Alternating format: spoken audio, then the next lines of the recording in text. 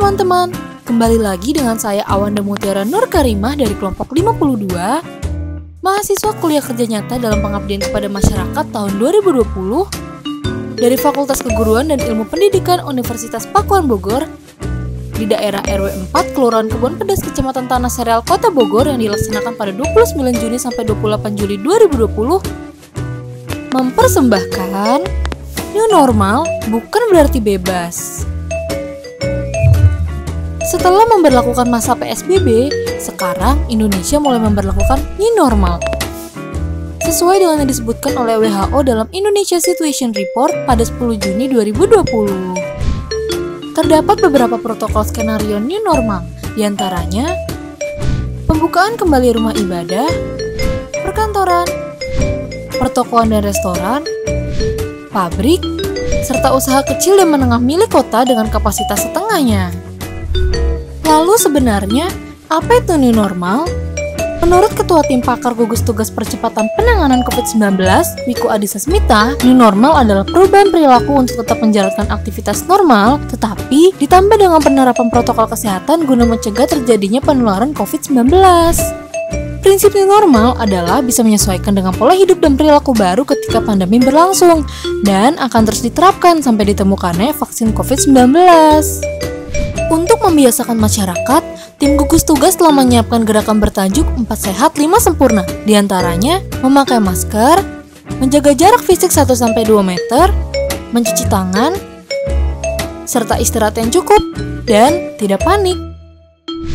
Selain itu, untuk menghadapi New Normal, sebaiknya kita membawa barang-barang seperti tumbler, vitamin C, alat makan, disinfektan spray, masker, hand sanitizer, dan alat ibadah pribadi untuk meminimalkan penularan virus COVID-19.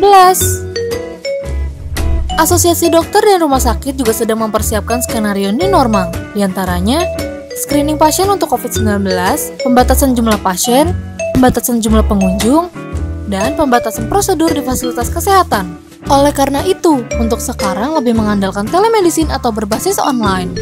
Tujuannya adalah untuk meminimalkan risiko penyebaran COVID-19 di fasilitas kesehatan dan membangun kepercayaan pasien dalam mengunjungi rumah sakit untuk tujuan selain COVID-19. Sementara itu, di Indonesia, jumlah kasus yang dilaporkan setiap hari tidak sama dengan jumlah orang yang terinfeksi pada hari itu. Karena pelaporan hasil yang dikonfirmasi laboratorium dapat memakan waktu hingga 1 minggu sejak pengujian. Oh iya teman-teman, penggunaan masker medis juga harus diperhatikan ya.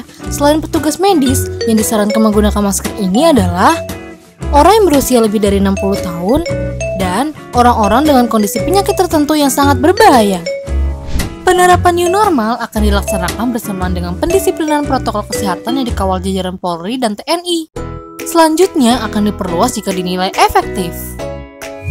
Menurut berita yang dikutip dari beberapa sumber, disebutkan bahwa Gubernur Jawa Barat, Ridwan Kamil menjelaskan akan mengevaluasi hasil dari PSBB di daerah Bogor, Depok, dan Bekasi atau Bodebek pada 4 Juli 2020. Dalam evaluasi tersebut, Kang Emil menyatakan PSBB proporsional ini masih berlaku dan dapat diputuskan diperpanjang atau tidak.